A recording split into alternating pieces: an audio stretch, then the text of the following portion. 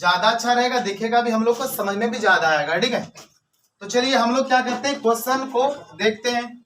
चलिए 2009 का question number first है, निम्नलिखित में किसके लिए हिमांक का अवनमन सबसे ज्यादा होगा या फिर अधिकतम होगा। देखेंगे यहाँ पे हिमांक का अवनमन क्या होना चाहिए भाई मेरे, सबसे ज्यादा बोले तो अधिकतम होना चाहिए। ठीक है, किसके लिए होगा, एक टेक्निकल बात है, क्या बोलेंगे पहले समझ लीजिए। ठीक है, यहाँ देखिए, एगो मैंने यहाँ पे सब लिखा है, विद्युत अपघटय पदार्थ, यदि विद्युत धारा डाला जाए, कोई भी अणु या फिर यौगिक टूट के अलग अलग हो जाए और होने पर हमको दो चीज प्राप्त होगा, एगो बोलेंगे धन आवेशित कण और दूसरा बोलेंगे ऋण आवेशित कण।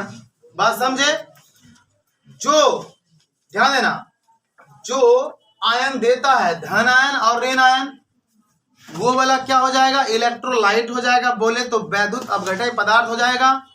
जो टूटने पर धन आयन या फिर ऋण आयन नहीं देता है, वह विद्युत अनापघटय पदार्थ हो जाएगा। यह जो क्वेश्चन है, हिमांक का अवनमन सबसे ज्यादा किस पे होता है, यह डायरेक्टली प्रोपोर्शनल होता है आयन के। जितना ज्यादा आयन रहेगा, चाहे प्लस में हो या माइनस में, दोनों जोड़ के बोलेंगे।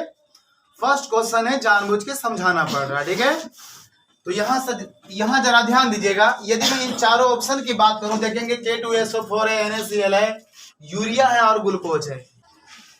क्वेश्चन नंबर फर्स्ट कहता है, निम्नलिखित में किसके लिए हिमांक का अवनमन सबसे ज्यादा या फिर अधिक होगा। देखेंगे यहाँ पे लिखा हुआ है हिमांक का अवनमन, क्या बोलेंगे, सबसे ज्यादा या तो अधिकतम किसके लिए होगा। यहाँ पे चार ऑप्शन दिया हुआ है। इस चारों ऑप्शन को जानने से पहले एक शब्द देखेंगे हम लोग। यहाँ पे है विद्युत अपघटय पदार्थ। सुनो, विद्युत अपघटय पदार्थ वे होते हैं जो टूटकर धन आयन और ऋण आयन दे देते हैं, और कुछ ऐसे पदार्थ होते हैं जो कि नहीं टूटते हैं, और नहीं टूटेगा तो धन आयन और ऋण आयन नहीं देगा। दूसरी बात, ये जो हिमांक का अवनमन है, यह डिपेंड करता आयन की संख्या पर। जितना ज्यादा आयन होगा उतना ही ज्यादा हिमांक का अवनमन होगा। बोले तो हिमांक का अवनमन समानुपाती होता है नंबर ऑफ आयन के, बोले तो आयन की संख्या पे। तो चलिए इसको जरा हम लोग सोल्व करते हैं, टेक्निकली सोल्व करेंगे इसके आधार पर, विद्युत अपघटय पदार्थ के आधार पर। ऑप्शन नंबर 1 देखेंगे हम लोग। यहाँ पे कह रहा है K2SO4 है। जब इसका इलेक्ट्रोलाइसिस बोलेंगे, इस इलेक्ट्रोलाइसिस नहीं, ओके ठीक है, इलेक्ट्रोलाइसिस जब होगा, देखेंगे यहाँ पे K की संख्या कितनी, 2, यहाँ पे 2 K मिला, और ये वाला पॉजिटिव होगा, 2 है, तो इसका मतलब K के पास 2 गो पॉजिटिव आयन हो गया। यहाँ पे 2 K है ना, एक के पास एक पॉजिटिव आयन, दूसरे पास दूसरा वाला, बोले तो दोनों मिलाकर 2 गो पॉजिटिव आयन होगा। साथ में ध्यान देंगे SO4, ये मैंने बताया भी था आपको ना, वो SO4 वाला में -2 होता है नहीं। यदि मैं यहाँ पे आयन की बात करूं, क्या बोले, यहाँ पे यदि हम लोग आयन की बात करें तो यहाँ पे कितना आयन होगा, ध्यान देंगे, 2 नहीं बल्कि 3 होगा। एक तो क्या बोलेंगे, ये वाला 2 गो K होगा और एगो SO4 होगा। बात समझे, एगो क्या होगा SO4 -2 और दूसरा क्या होगा K + 2 पीस होगा। ठीक है, चलिए अब हम लोग जरा सा बात कर लेते हैं इसके अगला के बारे में। तो इसका क्या बोलेंगे, आयन की संख्या हम लोग 3 बोलेंगे। सेकेंड नंबर, यदि मैं ऑप्शन की बात करूं तो यहाँ देखेंगे NaCl, ओके, इसका भी क्या करेंगे वो हम लोग हो, इलेक्ट्रोलाइसिस करेंगे। तो यहाँ पे केवल एक Na है और Cl भी कितना, केवल 1 है। दोनों पर एक प्लस, Na पे प्लस होगा और Cl पे माइनस आवेश हो जाएगा। मतलब हम लोग यहाँ पे 2 आयन मिल चुका है। यहाँ पे आयन की संख्या कितना बोलेंगे हम लोग, केवल 2 होगा, एक तो Na है और दूसरा Cl है। यहाँ तो कोई समस्या किसी को। लेकिन यदि हम ऑप्शन नंबर C की बात करें, देखेंगे यहाँ पे क्या है, यूरिया होगा, और डी नंबर ऑप्शन है हम लोग का ग्लूकोज, क्या बोलेंगे इसे, ग्लूकोज बोलेंगे। ठीक है, अब ध्यान देंगे, ये वाला ग्लूकोज और ये वाला यूरिया, ये कभी भी डिसोल्व नहीं होता। बोले तो इसका इलेक्ट्रोलाइसिस करेंगे तो हम लोग आयन नहीं मिलेगा। सरल भाषा में बोले तो इसका इलेक्ट्रोलाइसिस संभव नहीं है। इसका मतलब ऑप्शन नंबर ये C नंबर ऑप्शन और ऑप्शन नंबर डी तो गलत हो गया। अब रही बात इसमें, मैंने क्या बोला, ये जो हिमांक का अवनमन है यह समानुपाती होता आयन की संख्या पे। जिसका आयन की संख्या ज्यादा होगा उसका हिमांक का अवनमन क्या होगा, ज्यादा होगा। तो बताइए आप, ये वाला में कितना हिमांक का अवनमन के लिए, इसमें देखेंगे आयन की संख्या यहाँ पे कितना है, 3 है, और ये वाला में 2 है, तो ज्यादा किसका हो रहा है, K2SO4 का। नहीं, यहाँ पे 3 आयन है, इसका मतलब आंसर क्या बोलना पड़ेगा हम लोग को, K2SO4। मतलब आयन की संख्या पे ही निर्भर करता क्या, हिमांक का अवनमन। डायरेक्टली प्रोपोर्शनल है, ज्यादा होगा तो ज्यादा होगा और यदि कम होगा तो कम होगा। ओके, नेक्स्ट नंबर क्वेश्चन में हम लोग अब आ सकते हैं ना। चलिए देखते हैं हम लोग, नेक्स्ट नंबर हम लोग का क्वेश्चन है, कहता है प्रथम कोटि अभिक्रिया के लिए वेग स्थिरांक। वेग स्थिरांक बोले तो आर का वैल्यू मांग रहा है, और यदि हम यहाँ देखें तो क्या लिखा हुआ, प्रथम कोटि की अभिक्रिया बोले तो n इक्वल टू कितना होगा, 1 हो जाएगा। जब प्रथम कोटि रहेगा तो 1 होगा, द्वितीय कोटि रहेगा 2, तृतीय कोटि होगा 3, शून्य कोटि होगा तो 0, या फिर यदि अर्ध जीवन काल होगा तो क्या बोल देंगे हम, हाफ 1/2 होगा। चलिए अब हम लोग इसका एक्सप्लेनेशन करते हैं। एक मैंने फॉर्मूला बताया था, R इक्वल टू के, यहां देखेंगे मोल प्रति लीटर होगा, और 1 माइनस n, और साथ में यहाँ पे क्या था, टाइम इनवर्स था। ठीक है, अब यहाँ पे जो ये वाला n की संख्या कितना है, 1 है, इसी को पुट करेंगे के मोल पर लीटर 1 माइनस n का वैल्यू कितना बोलेंगे, 1 इक्वल टू कितना हो गया, 0 हो गया। छोटू भाई शांत रहिए ना, अब आवारा सा काहे कर रहे हैं। यहां पे देखेंगे टाइम इनवर्स होगा, इसके बाद देखेंगे R इक्वल टू के मोल पर लीटर है, 1 माइनस 1 इक्वल टू 0, यहां पे 0 ऐड करना पड़ेगा, और ये वाला टाइम इनवर्स हम लोग का लिखाएगा यहाँ पे। अब ध्यान देंगे हम लोग, किसी भी चीज के ऊपर में यदि पावर 0 हो तो इसका वैल्यू कितना देते हैं हम लोग, 1 देते हैं। बोले तो यहाँ पे कितना होगा, 1 इंटू, अब ये वाला क्या बच गया, टाइम इनवर्स ना, तो यहाँ पे लिखेंगे हम लोग टाइम इनवर्स, दोनों को मल्टीप्लाई करेंगे तो क्या आएगा, केवल टाइम इनवर्स आएगा। या आप इसे हिंदी में भी लिख सकते हैं, समय इनवर्स। कोई समस्या, तो यहाँ पे ऑप्शन नंबर कितना मैच कर रहा है, ऑप्शन नंबर ना, तो यहाँ क्या बोलेंगे, इसका आंसर हम लोग समय इनवर्स हो जाएगा। ठीक है, इसी प्रकार से यदि पूछ दे आपको द्वितीय कोटि के लिए, यहाँ पे 2 वैल्यू रख के इसको सोल्व कर देंगे, जो आएगा आपका आंसर आएगा। ठीक है, अब आगे बढ़ सकते हैं हम लोग। चलिए नेक्स्ट नंबर क्वेश्चन हम लोग देखते हैं। यहाँ पे क्वेश्चन कह रहा है H3PO3 है, एक क्या है, एक भास्मिक है, द्विभास्मिक है, त्रिभास्मिक है, या फिर इनमें से कोई भी नहीं। इस बात को समझिएगा, इसका पहले हम लोग फिगर बनाते हैं, ध्यान देंगे हम लोग संरचना इसका। पी से फास्फोरस, ये वर्ग 15 का है, इसका मतलब इसके अंतिम कक्षा में 5 इलेक्ट्रॉन, बोले तो संयोजी इलेक्ट्रॉन की संख्या कितना होगा, इसमें 5 होगा।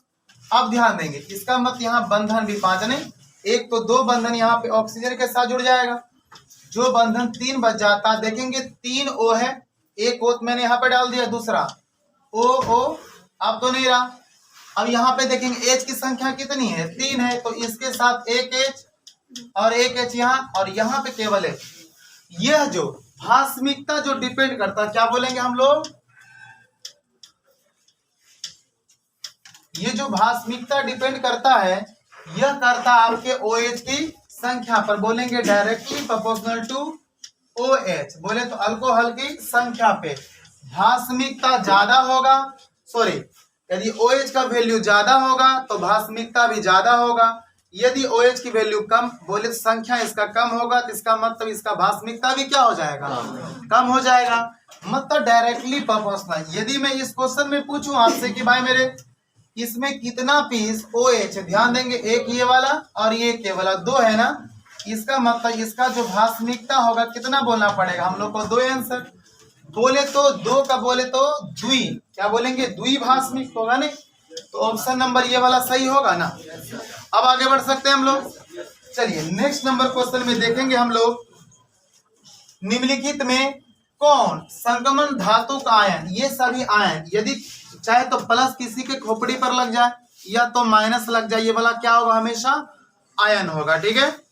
अब कहता है कि निम्नलिखित में कौन संक्रमण धातु, इसमें जितना भी ये सभी डी ब्लॉक का तत्व है, बोले तो ये सभी संक्रमण धातु है और इसका आयन के रूप में यहाँ पे दिया गया। देखेंगे पॉजिटिव चार्ज सभी पे दोनों।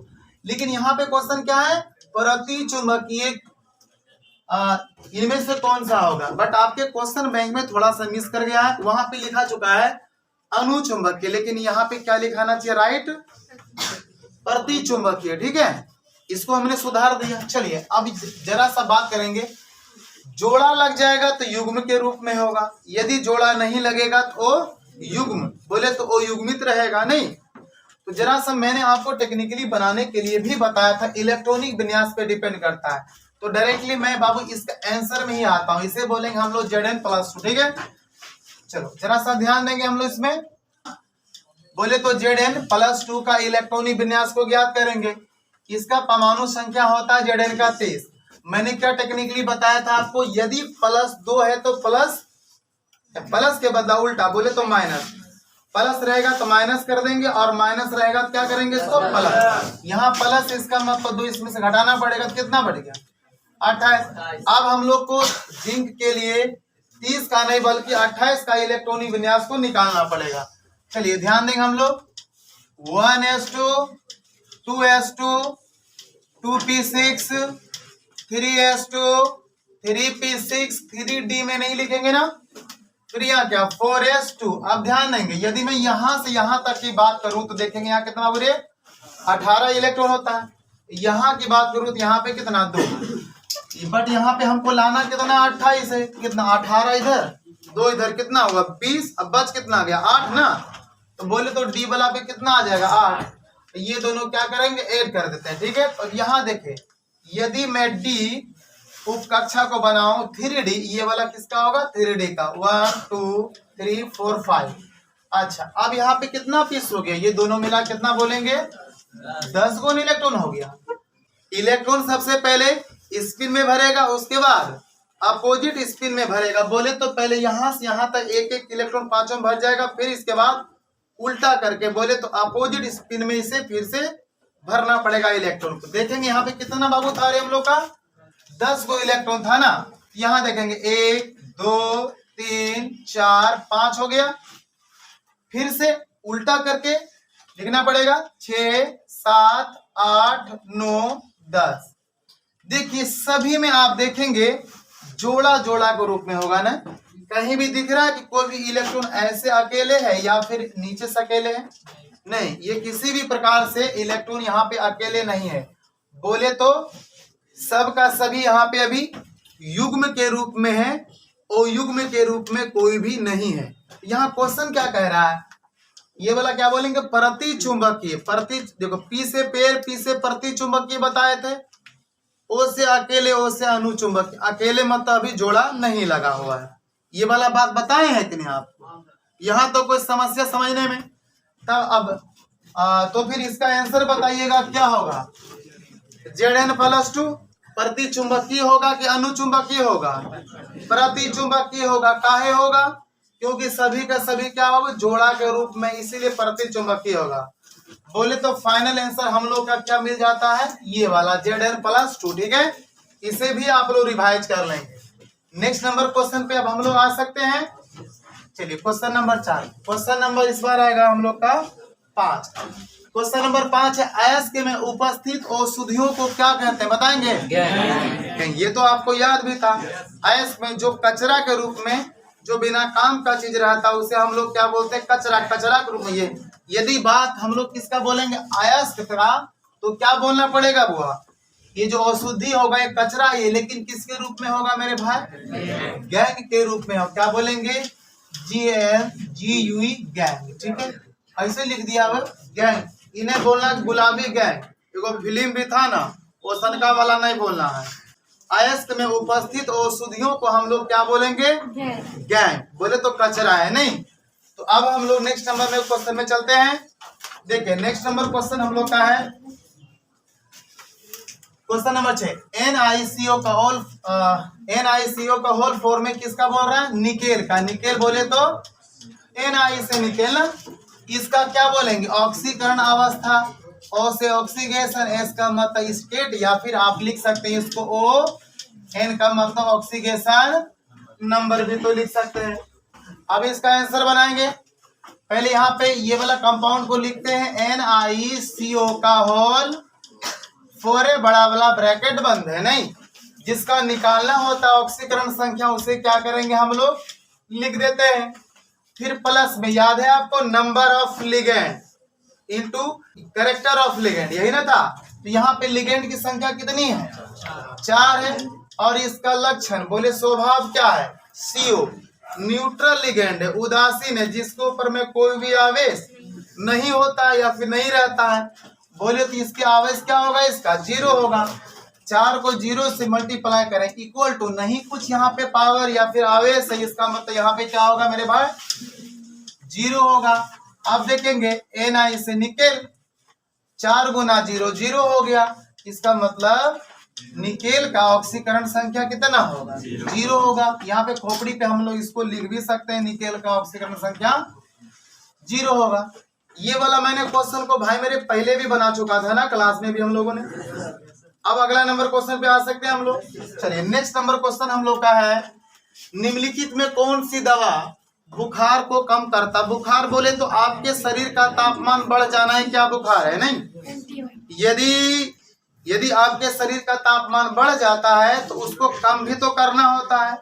तो ऐसी कौन सी दवा है जो हमारे शरीर के तापमान को कम कर देता है?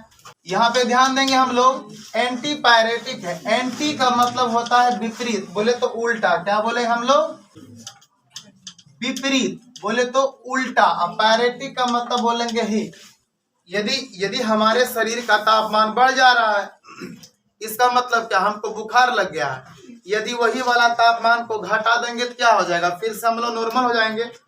तो ध्यान देना, एंटी मतलब विपरीत बोलेंगे, पायरेटिक का मतलब तापमान, जो कि तापमान को पुनः वापस बोले तो घटा दे, कम कर दे, उसे क्या बोलेंगे? एंटी पायरेटिक ड्रग, बोले तो दवाई। नहीं, इसका मतलब इसका ऑप्शन नंबर कौन सा सही हो जाएगा? एंटी पायरेटिक हो जाएगा ना, एंटी पायरेटिक होगा, जो कि शरीर के तापमान को कम कर देता। यही वाला दवाई का नाम क्या बोलेंगे बुआ? एंटी पायरेटिक बोलेंगे। इसे क्या बोलेंगे बुआ हम लोग? रे एंटी पायरेटिक बोल देंगे। बात समझे? इसके लिए वो दवाई आता, क्या बोलेंगे? क्लोरोमेफेनिकोल। क्या बोलेंगे? क्लोरोमेफेनिकोल। अभी हम लोग आगे चल के वो वाला भी क्वेश्चन को बनाने वाले हैं। तो इसका आंसर आपको समझ में आ गया होगा ना? क्या बोलेंगे? एंटी। एंटी का मतलब विपरीत, उल्टा। और पायरेटिक का मतलब टेम्परेचर, बोले तो तापमान। आपके शरीर का तापमान फिर से घट के उसी स्थिति में आ जाए जो नॉर्मली है। यही हम लोग का बुखार खत्म हो गया। क्वेश्चन नंबर नेक्स्ट है, मिथाइल एमीन को बनाया जा सकता। चलो डायरेक्टली हम लोग अपना आंसर पे आते हैं। इसका क्या बोलेंगे? हॉफमैन ब्रोमाइड अभिक्रिया के द्वारा ही हम लोग, अरे सरल भाषा में बोले, एमीन बना सकते हैं। ठीक है, लेकिन किसके द्वारा? एमाइड के द्वारा। चलिए पहले हम लोग ये हॉफमैन ब्रोमाइड रिएक्शन का जरा सा टिप्पणी कर लेते हैं। इसका नियम क्या होगा ध्यान देंगे। इसको बोलेंगे RC डबल बॉन्ड O, और इसके साथ में कौन सी लगल रहेगा? NH2। ये जो आपको यहाँ पे R दिख रहा होगा, ये वाला जो R है भाई, यही वाला R को मैं यहाँ पे लिख रहा हूँ, इसे क्या बोलेंगे? CH3 single bond. ये वाला ओपन रहेगा, इसे बोलते हैं हम लोग एल्काइल ग्रुप। एक कार्बन का हो सकता, 2 3 4 5 10 कार्बन का, नहीं। यहाँ तो कोई समझने में। और इसका नाम क्या बोलेंगे हम लोग? एमाइड बोलते हैं। और यही वाला एमाइड को क्या करने का है? आपको Br2 के साथ अभिक्रिया करवाने का। लेकिन याद रहे, चाहे तो हम लोग इसको KOH के साथ अभिक्रिया करवा दें, या फिर इसे NaOH के साथ कि इसकी उपस्थिति में अभिक्रिया करवा दें। किसका भाई मेरे?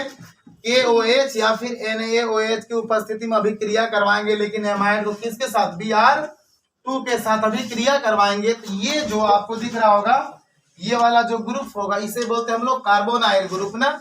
ये वाला बाहर निकल जाता है। अब जो बच गया, क्या बच गया, ये वाला और ये वाला एगो NH2 नहीं, ये दोनों आपस में जुड़ जाता है।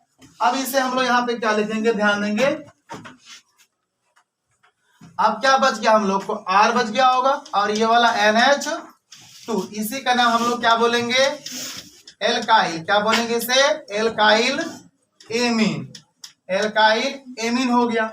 अब एल्काइल जैसे यहाँ बोल रहा कितने कार्बन का बनाने के लिए, मिथाइल एमीन, बोले तो एक कार्बन, बोले तो मिथाइल।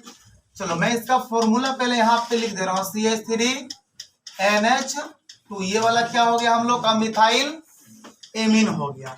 ये वाला किसके द्वारा बनेगा, हॉफमैन ब्रोमाइड रिएक्शन या तो अभिक्रिया के द्वारा बनेगा। चलिए इसके लिए हम लोग एग्जांपल लेते हैं, देखेंगे एक कार्बन का इधर ले लेते हैं, बढ़ा लेंगे R के लिए, ठीक है, C डबल बॉन्ड O कर देंगे और यहाँ पे क्या NH2, ये वाला इसका नाम बोलेंगे इथेना एमाइड, ठीक है।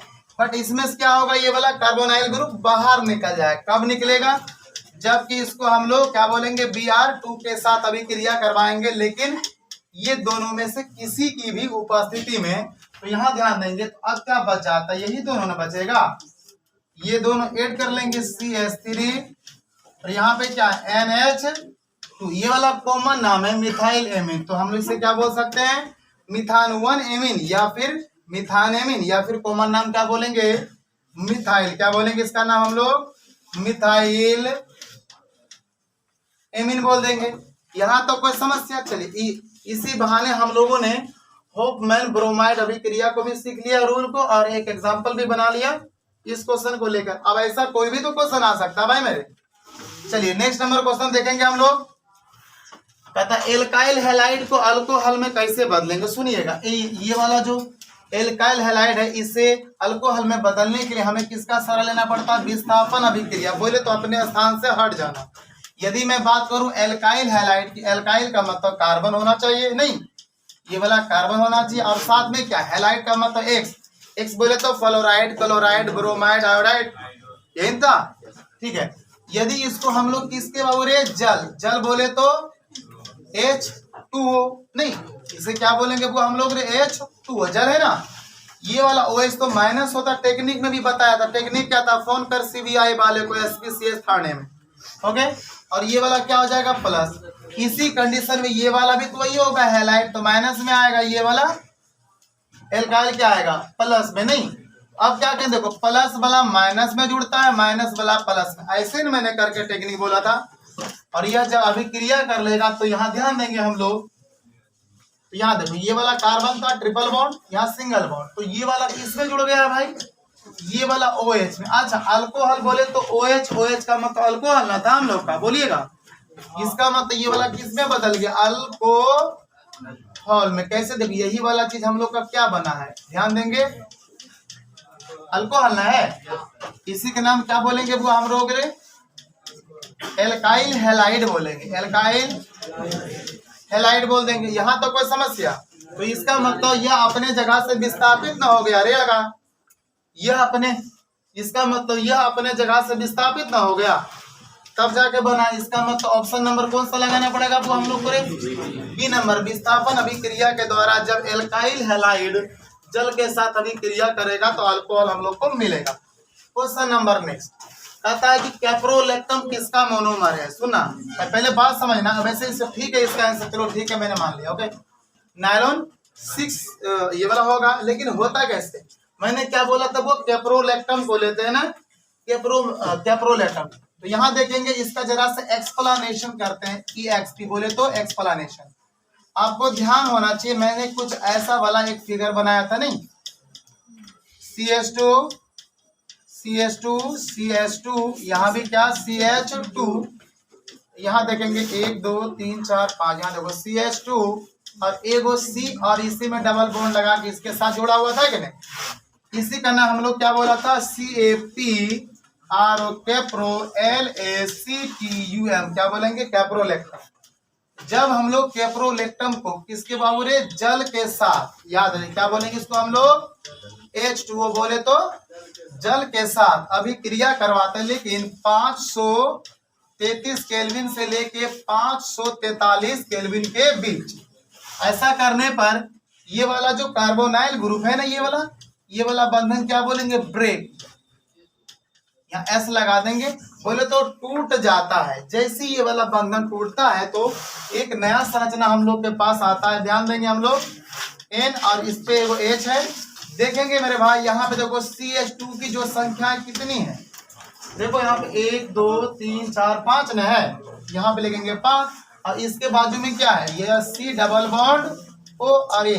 मैंने यहाँ पे क्या लगा दिया N बोले तो काफी सारा से मिलकर बनता है ना, ये वाला एक धागा एक सूतली एक रस्सी होता है, ठीक है। और इसी के नाम हम लोग क्या बोलेंगे भाई मेरे, नायलॉन 6 बोल देंगे, ठीक है।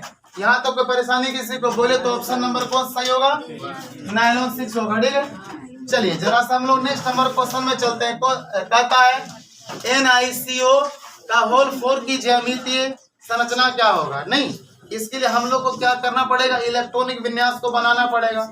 नहीं, उसमें देखना पड़ेगा लिगेंड मजबूत है कि नहीं है। यदि लिगेंड मजबूत हो जाता है इट मीन्स समस्या के लिए भाई मेरे, ठीक है। समय कुछ ज्यादा बढ़ रहा है। अच्छा एक मिनट, मैंने ये वाला क्वेश्चन वो आप लोग बना चुका है ना, यस सर। ओके कर दो फाइनल, पढ़ा दो उसको, ठीक है ठीक है। हम लोगों ने नोट में इस क्वेश्चन को बनाया था आज से 2 दिन पहले, ठीक है। तो उसे एक बार देख लेंगे। बाय द वे इसका संरचना क्या बोलेंगे हम लोग चतुष्फल के, वहां पे हमने टोटली टेक्निकली बताया भी था, ये क्वेश्चन मैं बता चुका हूँ आप लोग को, ठीक है। इसलिए तो यहाँ पे क्या लिखेंगे हम लोग Ni से निकेल, और ये देखेंगे 3 इधर और 1 ऊपर में, ओके। CO CO CO और क्या CO, ये वाला टेट्राहेड्रल होता और इसके जो बीच का जो कोण होता कितना बोलेंगे, 109 पॉइंट कितना 28 मिनट ना हो रे, 28 मिनट बोलेंगे, ठीक है। चलिए क्वेश्चन नंबर वो नेक्स्ट में देखेंगे। कहता क्लोरोबेंजीन DDT देता है, बोलता किसके साथ अभिक्रिया करे क्लोरोबेंजीन। क्लोरोबेंजीन का मतलब होगा, यहाँ देखेंगे हम लोग क्लोरोबेंजीन का फोटो बना रहे हैं, यहाँ पे क्या बोलेंगे Cl, क्लोरोबेंजीन हुआ। यदि इसको हम लोग किसके साथ भाई, ये क्लोरल के साथ अभिक्रिया करवाते हैं, बोले तो C2 को होगा, H के को होगा, एक Cl कितना फिर से देखेगा 3 को होगा। यदि इसके साथ अभिक्रिया कर लेता तो हम लोग को क्या मिलता है, DDT मिलता है, बोले तो ये वाला फॉर्मूला इसका, ठीक है। लेकिन चलो इसका संरचना की जरा बात कर लेते हैं हम लोग, ध्यान देंगे ये वाला इसका संरचना होता है, फिगर में देखेंगे हम लोग, ठीक है। अच्छा एक बात यहाँ पे देखिए DDT में 14 को कार्बन, देखो 6 को कोना बेंजीन में इधर, 6 कोना इधर, कितना हुआ 6 दूना 12 को कार्बन, ये हो गया हम लोग का। जितना कोना उतना कार्बन होता, बोले तो यहाँ पर भी मेरे भाई 2 को है, तो 12 2 14 को हो गया। 5 को क्लोरीन है, ये वाला 3, ये वाला 2 क्लोरो, बोले क्लोरीन बाबूरे क्लोरो ग्रुप में है, तो बोले ये वाला होगा, कहीं कोई समस्या। तो इस प्रकार से हम लोग DDT को बना सकते हैं, बोले तो क्लोरल के साथ अभिक्रिया करवा के DDT को हम लोग बना सकते हैं, ओके। क्वेश्चन नंबर 17 क्लियर हुआ। क्वेश्चन नंबर हम लोग 18 में चलते हैं। कहता किसी आदर्श गैस के लिए एक प्रदत्त प्रक्रिया में, सुनो, डेल्टा ओमेगा इक्वल टू 0 होना चाहिए, और डेल्टा क्यू बोले तो ऊर्जा कितना होना चाहिए, 0 से कम होना चाहिए। इस कंडीशन में क्या होगा, तब गैस के लिए, किसके लिए, ये तापक्रम घट जाएगा। क्या बोलेंगे बुआ, ये बोला तापक्रम क्या होता है, घट जाएगा। तो इसका आंसर क्या बोलेंगे, तापक्रम घट जाएगा, ओके। यहाँ तक कोई समस्या हुआ। अब इसके बाद आता है मैच करने के लिए, बोले तो इसमें आपको मैच करना तालिका 1 तालिका 2 में। वैसे मैं भैया बता भी चुका हूँ, एलम बोले तो फिटकरी ये वाला होगा, सुनिएगा। क्लोरल बोले तो किधर चल गया, यही ना है। और विरंजक चूर्ण किधर गया, ये रहा। और एक्वा फोर्टिज को हम लोग बोलते हैं क्या रे, नाइट्रिक अम्ल बोलते हैं, तो HNO3 ये वाला ना होगा मेरे भाई। इसको भी जरा सा फॉर्मूला को ध्यान में रख लेने का, ठीक है। क्वेश्चन नंबर जो होगा यहाँ पे 23, 24 और 25 होगा। इसके लिए वो पैराग्राफ हम लोग को उदाहरण के रूप में दिया गया, ठीक है। इसको पढ़ लेने, इसको वैसे आप ट्राई कर लेना घर में, ठीक है, पढ़ के। मैं डायरेक्टली इसका आंसर कर रहा हूँ, ठीक है। कहता है कि जो प्रथम कतार का जो संक्रमण तत्व होता है या धातु होता है, इसका जो समान ऑक्सीकरण संख्या जो कि हमेशा यह प्रतीत होता है, कितना बोलेंगे बुआ, ये आपको ध्यान में रखना, कितना बोलेंगे, +2 होगा। और यदि हम लोग संक्रमण श्रेणी में जो सबसे महत्तम बोले तो सबसे ज्यादा रहेगा, सबसे ज्यादा ऑक्सीकरण संख्या रखेगा, वो क्या होगा मेरे भाई, mn होता है। इसका कितना बोलेंगे, +7 होता है। इसका मतलब ये वाला ऑप्शन नंबर कितना होगा, ए। कहता है संक्रमण तत्व जो महत्तम ऑक्सीकरण अवस्था प्रदर्शित करता दिखाता, कितना बोलेंगे हम लोग, mn का कितना होगा मेरे भाई, +7 होगा। क्वेश्चन नंबर लास्ट कहता संक्रमण तत्व में परावर्तनशील संयोजकता का कारण क्या है। ये जो परावर्तनशील ऑक्सीकरण संख्या बोले तो ये क्यों बदलते रहता है, इसका केवल यही कारण है, ये कभी S के साथ अभिक्रिया कर लेगा, आ जाएगा मतलब ऊर्जा देने पर, और कभी किसके बाबू D में, क्योंकि ये इधर भी और उधर भी बोले तो S के साथ भी मतलब ऊर्जा देने पर S में भी जाता है, S उपकक्षा में, और किसमें, D उपकक्षा में भी जाता है। इस कारण से ये जो परावर्तनशील ऑक्सीकरण संख्या होता है किसका बोले, संक्रमण तत्वों का बोले तो डी ब्लॉक तत्व का। तो यहाँ देखेंगे ऑप्शन में है 4 को दिया हुआ, तो हम लोग इसका डायरेक्टली आंसर पे आते हैं। सुनिए, तो यहाँ पे कह रहा है कि देखिए इनके संयोजी इलेक्ट्रॉन 2 भिन्न सबसेलों में पाए जाते हैं। तो मैंने क्या बोला, कभी किसके वो साथ है, कभी एस के साथ और कभी डी के साथ, ठीक है। तो ठीक है, अगला क्लास में आपसे मिलते हैं, उसमें हम लोग 2010 का क्वेश्चन का सॉल्यूशन करेंगे और कोशिश करेंगे कि क्लास में शांति बनाए रखें, तभी संभव हो पाएगा, ठीक है। और आप सभी YouTube पे जाके सब्सक्राइब वगैरह कर लेना है और ढंग से देखना है, ठीक है। आज के लिए जय हिंद जय भारत। चलिए बढ़िया है ना यार, भारत माता की जय ही होगा ना।